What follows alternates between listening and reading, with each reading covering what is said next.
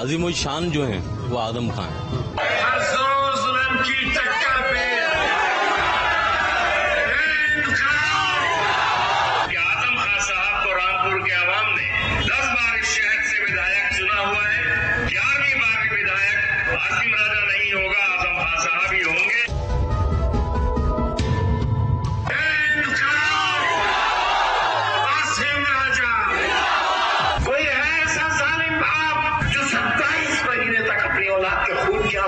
अपनी आंखों से देखता रहा हो, कोई बाप ऐसा जालिम। आजम के आंसू या बीजेपी की सियासी चाल? विकास के नाम पर जौहर विश्वविद्यालय बनाने के लिए किस प्रकार से गरीबों की जमीनों को कब्जा कर लिया गया, किस प्रकार से यूनिवर्सिटी कैंपस में गेस्ट हाउस को बंद कर लिया गया। अब की बार रामपुर के रण में आकाश दिखा पाएंगे कमाल? कि आज रामपुर में हिंदू और मुसलमान जो नौजवान है वो अपना मन बना चुका है बदलाव का। लोकसभा में तर की आजम की दीवार, आसिम बचा पाएंगे गढ़? और उस लोकसभा के चुनाव में भी इस सीट पर आजम खान जीते थे और आज भी आजम खान जीते। रामपुर की चुनावी जंग में मुद्दों से बड़ा सियासी वजूद। बातों को नहीं यहाँ मुझे खुदा की कसम, वो मौत मेरी जिंदगी की तकलीफों से सस्ती होगी और अच्छी होगी। वोट की बाजी, गद्दी की जंग, चुनावी बिसात, सियासी खेल। अब रामपुर को साइकिल की जरूरत नहीं है, कमल के फूल की जरूरत है। रामपुर के मुस्तकबिल से खेलने की साजिशें हो रही हैं। समाजवाद के कायदे आजम को बीजेपी दे पाएगी मान? जो अपराधी तत्वों को पाला था, जो मनोकांक्षा इनकी थी, और वही जिन पटक करके इन लोगों को ठीक करने का काम कर रहा है। चुनावी लड़ाई में जनता देगी किसका साथ? रामपुर जो कि आजम खां का किला है, कह सकते हैं कि कभी वो यहाँ के बादशाह हुआ करते थे, लेकिन अब उनके सामने सबसे बड़ी चुनौती है अपनी बादशाहत को बचाने के लिए। बताएगा गढ़ का रिपोर्टर।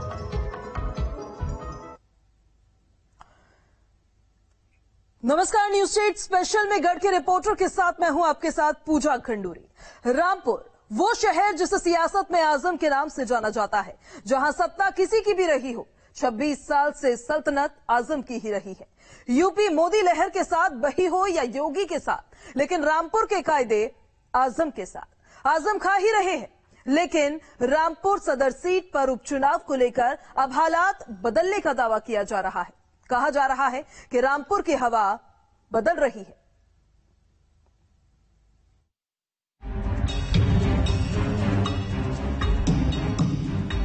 एक मीर जाफर ने किले का दरवाजा खोल दिया था और वक्त का टीपू सुल्तान अपने तमाम साथियों के साथ शहीद हो गया था। आजम का आवाम से सवाल, मेरे एक आंसू का हिसाब नहीं दे सकते आप? अपने ही गढ़ में अपनों को सुना रहे दिल का हाल। सामने की बैरिक में मेरी बीवी बंद थी और 8x11 की कोठरी में मेरे साथ मेरा बेटा बंद था। विरोधियों पर वार, सियासी मुकद्दर से तकरार। मैं दुनिया भर से मांग के लाया और ईडी की जांच चल रही है मेरे पर, हथकड़ियां इंतजार कर रही है मेरे। ये आजम है, वही आजम जिनका रामपुर ही नहीं यूपी की सत्ता में कभी सिक्का चलता था। मैं एमपी नहीं हूँ, गुजरे हुए कल का वजीर नहीं हूँ, एमएलए नहीं हूँ, और यहाँ तक कि मुझे वोट देने का हक भी नहीं है। लेकिन वक्त ने करवट ली, आजम सियासत और कानून के फेर में फंसे तो अब बात गढ़ और गद्दी को बचाने की आ गई। रामपुर जिसे आजम खां का सबसे मजबूत गढ़ माना जाता है, 10 बार के विधायक रह चुके हैं आजम खां, लेकिन इस बार इस गढ़ को बचाने की एक बड़ी चुनौती आजम खां के सामने है, क्योंकि इस उपचुनाव में बीजेपी पूरी ताकत के साथ चुनावी मैदान में है।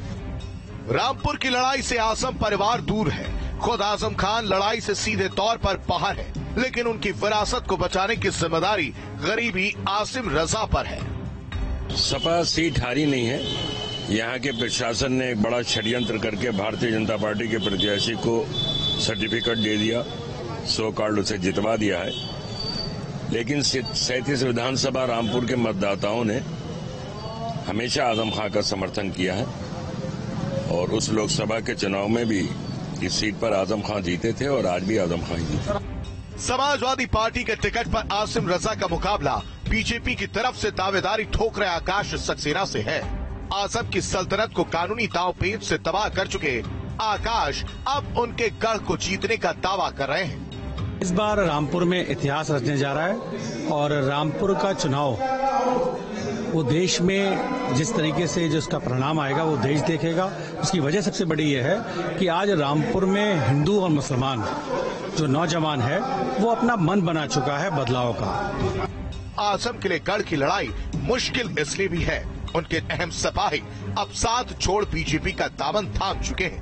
रामपुर की आवाम ने अपने रामपुर की तरक्की के लिए और तरक्की का हिस्सा बनने के लिए ये फैसला किया है कि रामपुर में भारतीय जनता पार्टी के कैंडिडेट को भारी मतों से जिताने जा रहे हैं। विकास के लिए, बेरोजगारी दूर करने के लिए हमने ये फैसला लिया कि हम आकाश सक्सेना साहब को भारी मतों से विजयी बनाएं। हमने पुलिस के डंडे खाए, समाजवादी आंदोलनों में हमारे चोटें लगी हैं। हमने आजम खान साहब के लिए हमेशा सीना आगे पेश किया है। आज सोशल मीडिया पर वो अपने चंद लोगों के जरिए जो हमारा मजाक उड़ा रहे हैं, ये सोशल मीडिया के चंद लोग 8 तारीख को गायब हो जाएंगे।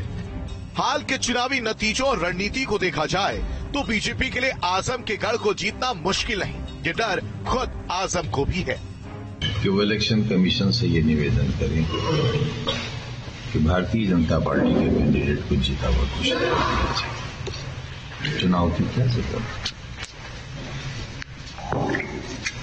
जब चुनाव हो ही नहीं रहा है। ये चुनाव बीजेपी के लिए आजम के खिलाफ आखिरी जंग है। ऐसे में सवाल वजूद का भी है क्योंकि बीजेपी कभी रामपुर सदर सीट नहीं जीत पाए। 1996 के बाद से लगातार समाजवादी पार्टी का कब्जा रहा। आजम खान 10 बार विधायक चुने गए। 2022 का चुनाव आजम ने जिरी में रहकर जीता। 2017-22 की मोदी लहर में भी रामपुर में बीजेपी हारी। 2022 के लोकसभा उपचुनाव में बीजेपी जीती। ऐसे में लोकसभा चुनाव के झटके के बाद आजम अपना दर्द कुछ यूं बता रहे हैं। मैं आसमान से जमीन पर आ गया।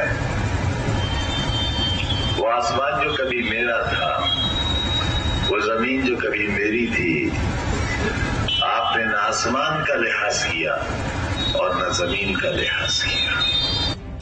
लेकिन बीजेपी का सीधा ऐलान है, आजम के गढ़ में अब कमल खिलेगा। हमने आजमगढ़ में हराया था ना सपा को, रामपुर लोकसभा में हराया था ना, और रामपुर विधानसभा में भी प्रचंड बहुमत से बीजेपी आ रही है। ऐसे में गढ़ की इस लड़ाई में गढ़ के रिपोर्टर का सवाल यही है, आखिर जनता जाएगी किसके साथ?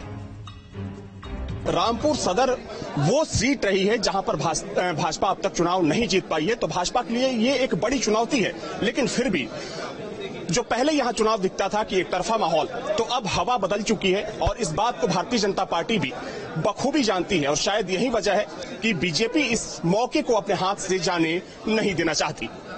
वीडियो न्यूज मकराना के साथ अविनाश सिंह, न्यूज स्टेट रामपुर। रामपुर की चुनावी हवा बदलने का दावा बीजेपी कर रही है। प्रशासन के पीछे रहकर चुनाव में धांधली का आरोप समाजवादी पार्टी और आजम खां की तरफ से लगाया जा रहा है। बीजेपी लोकसभा का उपचुनाव जीत चुकी है, विधानसभा सीट पर भी जीत का दावा ठोक रही है। लेकिन 26 साल की जो आजम सल्तनत रामपुर में रही, उसके लिए क्या ये उपचुनाव आखिरी दीवार दरकने जैसा होगा? क्या कहती है इस पर रामपुर की जनता? इस रिपोर्ट में देखिए।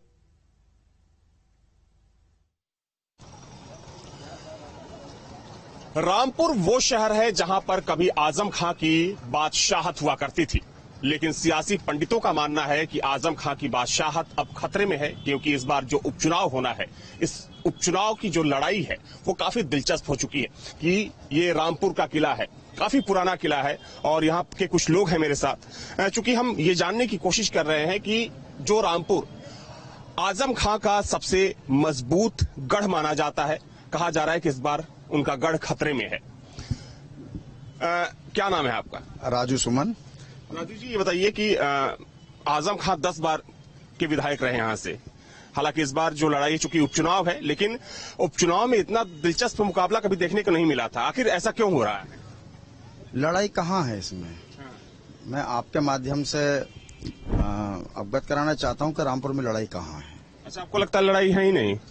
तो क्या मतलब आजम खां फिर से जीतने वाले हैं? अरे आजम खां का चैप्टर तो क्लोज हो चुका है। अच्छा। हाँ, उनका तो चैप्टर क्लोज हो चुका है।